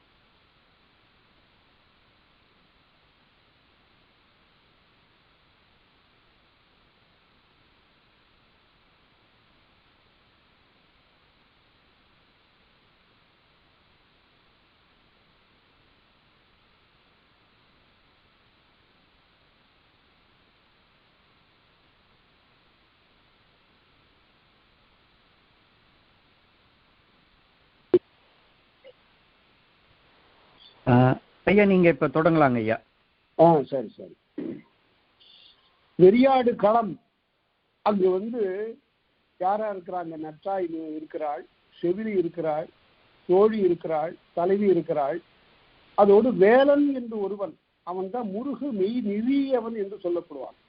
முருகனாகிய தெய்வம் அவனுடைய உடலின் ஏறி இருக்கும். அந்த நிலையிலே அவன் ஆவேசமாக ஆடுவான். ஆடுகின்ற போது அவன் குறி சொல்லுவான், கையிலே வேல் வைத்திருக்கக்கூடிய அவன் சொல்லுவான். அப்போது கவலைப்பட்ட தலைவி நம்ம தோழியை பார்த்து பார்வையாலே சொல்லுவார், என்னம்மா இந்த ஆளு ஏதாவது எனக்கு ஒரு நோயின்னு சொல்லி தொலைக்க போறாரு, அதற்கு பிறகு எனக்கு மருந்து மாத்திரை அது இது வேப்பலை அடிக்கிறது இப்படி எல்லாம் போய்விடும், அதனால இப்பொழுதாவது உண்மையை சொல்லிடக்கூடாதான உடனே தோழி என்ன செய்வாள், செவிலியை பார்ப்பா. அவளுக்கு நற்றாயிடம் சொல்லுவதற்கு அச்சம், இந்த சுப்ரீமசி. அதான் உடனே தலைவி செவிலியை பார்த்து, அம்மா என்னம்மா இதுன்னு எல்லாம் கண்ணாலே பேசுவதுதான், மொழி இல்லை, சொற்கள் இல்லை. உடனே செவிலி சரின்னு சொல்லிட்டு அவ நற்றாயிடம் பேச மாட்டா, அவளுக்கு ஒரு அச்சம். அவ உடனே திரும்ப இந்த வெறியாடுகின்ற வேலனை பார்த்து அவள் பேசத் தொடங்குவாள். ஏ வேலனே, இது உன்னால் ஏற்பட்ட அல்லது உன்னையொத்த தெய்வத்தால் ஏற்பட்ட குற்றம் இல்லை. எந்த சூரும் இவளை தீண்டவில்லை. எந்த காட்டிலும் எந்த தெய்வமும் இவளிடத்து ஆக்கிரமிக்கவில்லை. ஆகவே இப்போது நான் சொல்லுகிறேன் கேள். பார்நெருங் கடம்பின் கண்ணி சூடி வேலன் வேண்ட வெறிமனை வந்தோய். இந்த வெறியாடு கடத்திற்கு நிற்கக்கூடியவனே, முருகு தீண்ட பெற்றவனே, நீ கடவுளாயினும் ஆக, நீ கடவுளா ஆக ஆயிருந்தாலும் சரி, மடவை மன்ற வாழிய முடி, நீ சரியான மடையன். இந்த இடத்துல தான் நான் ஒரு குறிப்பு சொன்னேன். இப்ப மடையன் என்ற சொல் இருக்குத, அது மா டா யா இன்னு எழுதணும். மா டா யா இன் மடையன் எழுதுனா அறிவு இல்லாதவன் என்று பொருள். மடம் என்றால் அறிவு இன்மை, மடையன் என்று சொல்லணும். டை போட்டுட்டா மா டை யா இன் மடையன் போட்ட சமையற்காரன்னு பொருள். எல்லாரும் இப்ப அறிவில்லாதவங்கிறதுக்கு டையே போட்டு எழுதுறாங்க, எல்லாரையும் சமையற்காரன்னு ஆக்கிட்டாங்க. அது மாதிரி அது ஒரு பிழை. இது மாதிரி பிழையற்ற ஒரு தமிழை நாட்டில் வளர்க்க வேண்டும், சரியாக கற்பிக்க வேண்டும். அந்த காலத்துல அந்த திண்ணைப்பள்ளி கூடத்துல இருந்து ஒரு ஆசிரியர் தமிழ் சொல்லி கொடுத்தான் பாருங்க, அவனுக்கு நிகரான ஆசிரியர்களை இந்த நூற்றாண்டுல எங்கேயும் பார்க்க முடியாது. அதனால்தான் அப்படிப்பட்டவர்களை தேடி போய் படிச்சாங்க. தமிழ்நாட்டிலேயே தொல்காப்பியம் யாராவது சொல்லிக் கொடுக்க மாட்டாங்களான்னு ஏங்கியவர்கள் எங்க போனாங்கன்னா, சென்னையில தொல்காப்பிய வரதராஜ முதலியார்னு ஒருத்தர் இருந்தார். அவர்கிட்ட போய் நீங்க தொல்காப்பியம் சொல்லிக் கொடுக்கணும்னு சொல்லி தொல்காப்பியம் படிச்சாங்களாம். எப்படி படிச்சாங்கன்னு கேட்டா, பெருந்திரவியம் கொடுத்து மிகவும் அக்கறையோடு அவரிடம் தொல்காப்பியம் பயின்றார்களாம். அப்ப தொல்காப்பிய கல்வி எவ்வளவு இன்றியமையாதது. இன்றைக்கு நல்ல வேலையாக கல்லூரிகள் எல்லாம் பாடமா வச்சிருக்கிறாங்க. நடக்கலைங்கிறது வேற, சரியா சொல்லப்படலைங்கிறதும் வேற. ஆனா அருமையான உரைகள் எல்லாம் நமக்கு கிடைத்து விட்டன, அச்சில விட்டன. அதனால நாமே படிக்கலாம், ஒன்றும் குற்றம் இல்லை. இளம்பூர்ணர், நெச்சலார்க்கினியர், தெய்வச்சிலையார், பேராசிரியர் என்று உரையாசிரியர்களால் நிறைய எழுதியிருக்கிறார்கள். அந்த குறிப்புகளெல்லாம் நமக்கு ரொம்ப துணை செய்ய இந்த தொல்காப்பியத்தை நன்கு கற்கலாம். இப்படிப்பட்ட வகுப்புகளின் வழியாகவும் கற்கலாம். சரி, அதனால அவ்வாறு அந்த மாதிரியான வகுப்புல தான் ஊவே சாமிநாதையர் படிக்க வேண்டும் என்று அவருடைய தந்தையார் விரும்பி கொண்டு போய் திருச்சிரபுரத்துல மகாவித்வான் மீனாட்சி சுந்தரம் பிள்ளையிடம் சேர்த்தார். ஐயர் அவரு பெற்ற பெரும் பேரு மகாவித்வானிடம் பயின்றது. மகாவித்வானை போல ஒரு பெரிய புலவரை ஒரு நூற்றாண்டு போனாலும் கூட பார்க்க முடியாது. அவ்வளவு பாடி இருக்கிறார், அவ்வளவு பெரும் புலமையுடையவர். ஆதீனங்களெல்லாம் அவரை போற்றினார். அதனால அப்படிப்பட்ட பள்ளிகள்ல படித்தவர்கள் இன்றைக்கும் பிழையின்றி எழுதுவார்கள், சிறப்பாக செய்வார்கள், தமிழினுடைய எல்லா துறைகளிலும் வல்லவர்களாக இருப்பார்கள். சரி, அடுத்து காதல் கைமிக கனவின் அறத்தலும் தோழியை வினாதலும் தெய்வம் வாழ்த்தலும் போக்குடன் அறிந்து நிற்றலும் பிரிவின் எச்சத்து மகள் நின்று வலிப்பினும். இதே போல தலைவனை பிரிந்த காலத்துல உடனே செவிலி சென்று அந்த தலைவிக்கு ஆறுதல் சொல்லுவாள். இந்த வலித்தல் என்றால் தெளிவு உறுத்தல் என்று பொருள். இன்னும் கவலைப்படாதம்மா, அதான் அவரும் ஒத்துக்கிட்டு இருக்கிறாரு, பெற்றோர்களுக்கு ஓரளவு தெரிந்து கொண்டிருக்கிறார்கள், இனிமே திருமணம் நிகழும் என்று சொல்லுதலும், இருவார் குடிப்பொருளும் இயல்பின்கண்ணும், ரெண்டு பேருடைய குடும்பமும் ஒரு வகையில ஒற்றுமை உடையனவாக இருக்கின்றன. அவற்றினுடைய தகுதி பார்க்கணும். இந்த இடத்துல தகுதிங்கிறதுல செல்வ தகுதி இல்லை, அவரவருடைய பண்பு தகுதிகளை தான் சொல்லுகிறார். அது பின்னாலையும் பார்க்கலாம். இயல்பு தலைவனுடைய குடிமை தன்னுடைய குடிமையோடு ஒத்திருத்தலையும் அவள் இந்த செவிலி ஆராய்ந்து பார்க்கிறார். செவிலிக்கு ஒரு பெரும் பொறுப்பு. இதுல ரொம்ப சிறப்பு என்னவென்றால், பண்டைய இலக்கணம் பொருள் இலக்கணம் எப்படிப்பட்டதுங்கிறதுக்கு ஒரு சான்று சொல்லி இங்க நான் முடிக்கிறேன். அது குறுந்தொகை பாட்டுல ரொம்ப அருமையாக ஒரு காலையே பரிதப்பினவே கண்ணையே நோக்கி நோக்கி வாழிழந்தனவே அகல் இறுதி சென்றின் நீனும் என்ற பலரே உலகத்து பிறரேங்கிறது ஒரு செவிலியினுடைய கூற்றா வரக்கூடிய ஒரு பாட்டு. அந்த பாட்டுல ரொம்ப அருமையாக 42வது குறுந்தொகை பாட்டு அதுல என்ன சொல்கிறாருன்னா, செவிலி தேடிட்டு போறாராம் மகளை காணுமேன்னு. அப்ப அந்த மணல்ல செல்லுகின்ற வழியில 4 காலடிகள் தெரிகின்றன. ஒரு காலடி எப்படி இருக்குன்னு கேட்டா நெடிலடி, அதாவது யாப்பு சொல்லுகின்ற போதுதான் அது தெரியும். 5 சீர்களை உடையது நெடிலடி. பக்கத்துல தலைவனுடைய அடிகள் அதை விட கொஞ்சம் அளவு குறைச்சலா இருக்கு, அளவடி, அதாவது 4 சீர்களை உடைய அடி. இந்த 4 அடியும் இப்படி 5 சீர்களை உடைய அடி ரெண்டும் 4 அடி 4 சீர்களுடைய அடி ரெண்டும் இருந்தா அதுக்கு பேரு வெண்துறை பாட்டுன்னு பேரு. பார்த்த உடனே அழகான ஒரு வெண்துறை பாட்டு இந்த மணல்ல எழுதப்பட்டது போல தெரிகிறது. உடனே இந்த செவிலி திரும்பி பார்க்கிறாளாம், தன்னுடைய அடிகள் இருக்கின்றன, இதுல போய் கலந்தா 6 அடி அப்படி ஒரு பாட்டு இல்லை, அதனால இதுல நாம தலையிடக்கூடாது என்று திரும்பி விடுகிறாள். அதுக்கு என்ன பொருள் என்றால், இது உலகத்து இயற்கை, அவள் சரியாகத்தான் ஒரு முடிவு செய்து தலைவனோடு உடன் போயிருக்கிறாள், வந்து விடுவாள் என்று கருதி. இந்த பாட்டு சங்க காலத்து பாட்டு. இதை பிற்காலத்துல நம்முடைய காலத்துல சென்ற நூற்றாண்டுல துறைமங்கலம் சிவபிரகாச சுவாமிகிற ஒரு அருமையாக திருவெங்கை கலம்பகம் என்ற ஒரு கலம்பகத்துல இதை பாடியிருக்கிறார். எதற்காக இது சொல்லுகிறேன் என்றால், சங்க மரபு என்பது 20ஆம் நூற்றாண்டு வரையில கூட இன்னமும் கூட அது வற்றாமல் காய்ந்து போகாமல் அப்படியே பலருடைய புலமை நெஞ்சங்களிலே படிந்து செய்யுளாக வெளிப்பட, கவிதையாக வெளிப்பட நாம் காண்கிறோம். அதனால அந்த இலக்கியத்திற்கு என்றும் இறப்பு இல்லை, மறைவு இல்லை. அதுவும் அகத்திணை இலக்கியம் மிக உயர்ந்த இலக்கியம். அதை குறித்து எத்தனையோ 1000 பாடல்கள் தோன்றிவிட்டன. அந்த மரபை விளக்கி அதே போல அந்த காலத்து களவெல்லாம் இப்ப இல்லாம இருக்கலாம், ஆனால் பாடுகிறவன் இப்போதும் அந்த காலத்து களவைத்தான் பாடுகிறான். அது திரைப்பட பாடலாகினும் கூட அப்படித்தான். செவிலி சொல்றாள, தோழி சொல்றா, செவிலி சொல்றான்னு பாக்குறோம்ல.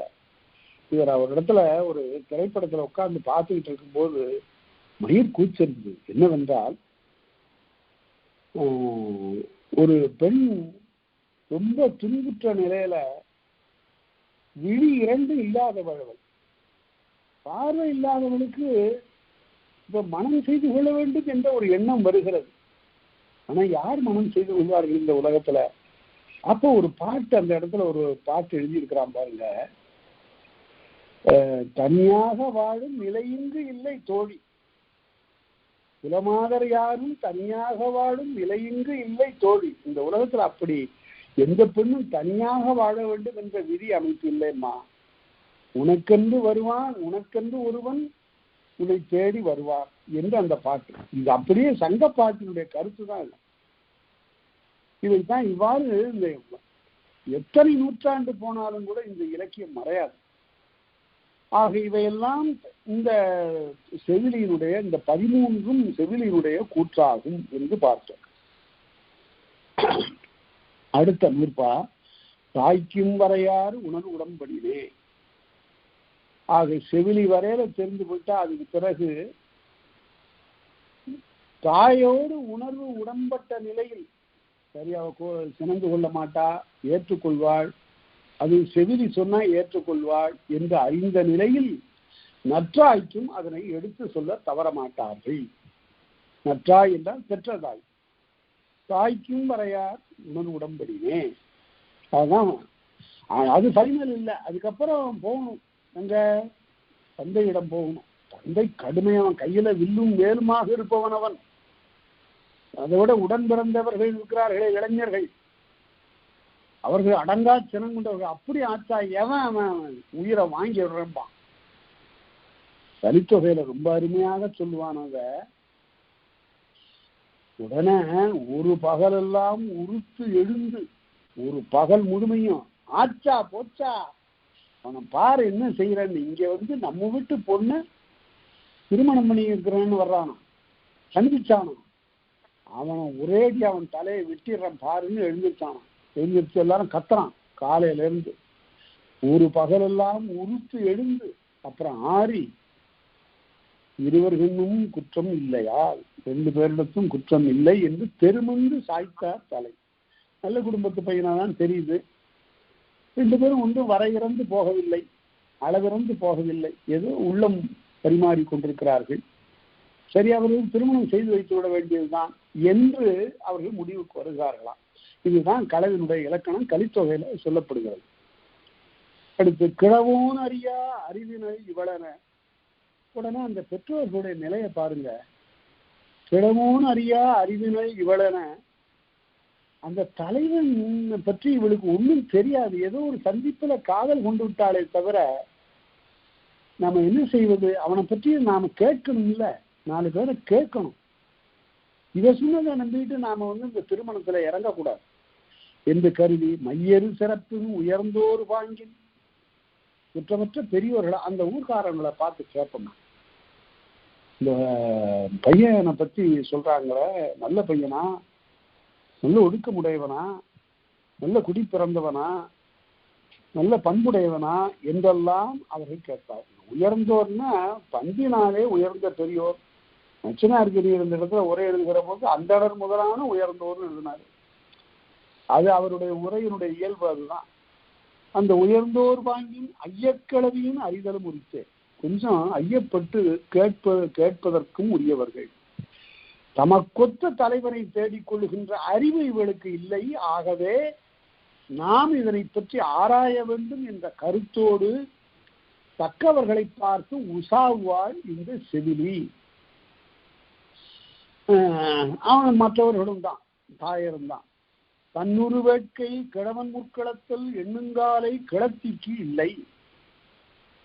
அதாவது இந்த தலைவன் தலைவி 2 பேரும் சந்தித்துக் கொள்ளுகின்ற காலத்துல தன்னுடைய வேட்கையை தலைவி முன்னுற சொல்லாலே சொல்லுகின்ற நிலை இல்லை. அவ சொல்ல மாட்டா. யானோக்குங்காலை நில நோக்கும். அதனால அவ பேச மாட்டா. தலைவன் தான் சொல்லணும் தன்னுடைய காதலை. இப்பெல்லாம் கேட்கறாங்க பாருங்க, ஒரு பெண்ணை பார்த்து நீ ப்ரப்போஸ் பண்ணியா அவன் ப்ரப்போஸ் பண்ணான். உடனே தலைவி இப்ப இருக்கிற பெண் சொல்றான், நான் தான் ப்ரப்போஸ் பண்ணேங்கிற.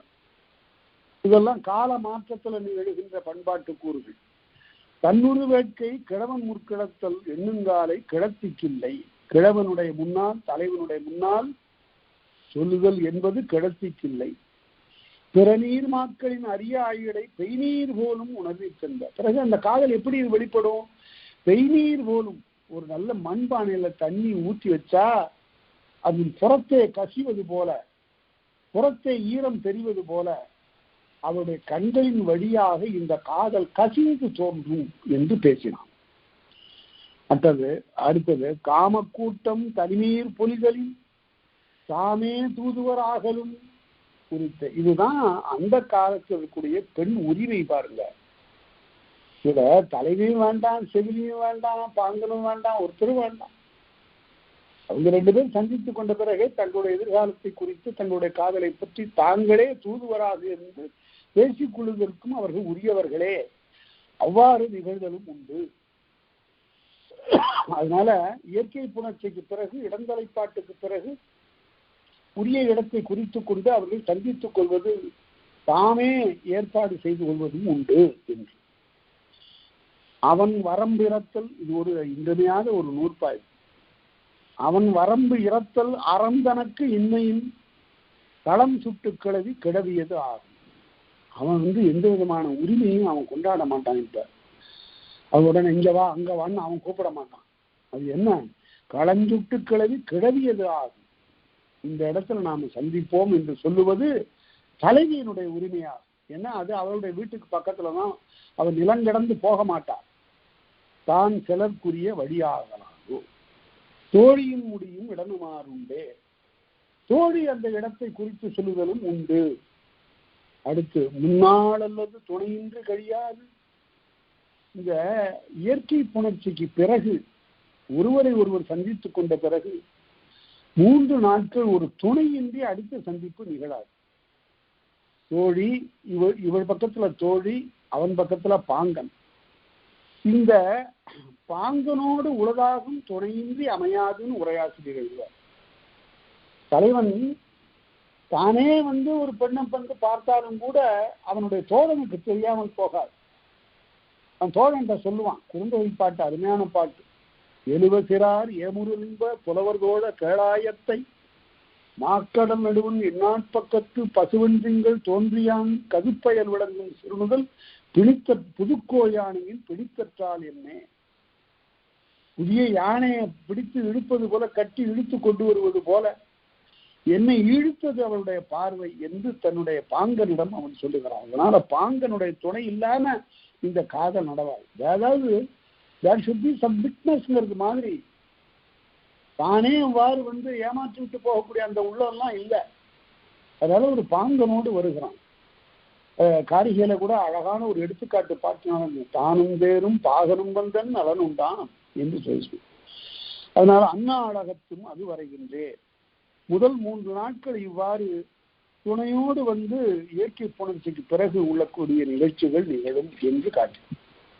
அதனால அது வரையில பார்த்தா, அடுத்து தலைவி தோழியை சுட்டி கூறுகள். 100 வகையினும் தன்மையின் ஒருவும் நன்னயம் அறிந்தின் நாட்டம் வேண்டும் துணைச்சுட்டு கிளவி கிளவியது ஆகும். துணையோர் கருமும் ஆதலாகும். அதனால தனக்கு தலைவி தன்னுடைய தோழியை சுட்டி இவள் எனக்கு துணை என்று சொல்லுவாள். அவளுடைய துணையை வேண்டுவாள். அவள் துணையாகக்கூடிய நிலை. 100 வகையினும் தன்மையின் ஒருவும் நன்னயம் அறிங்கின் பல 100 வகையாக தன்னிடத்து வரக்கூடிய நல்ல நிகழ்ச்சிகளுக்கெல்லாம் தோழியே துணையாக அமைவாள். துணை சுட்டு கிளவி கிளவியது ஆகும். இவள் என்னுடைய தோழி, இவளிடம் சொல்லுக என்றவாறு அது அமையும்.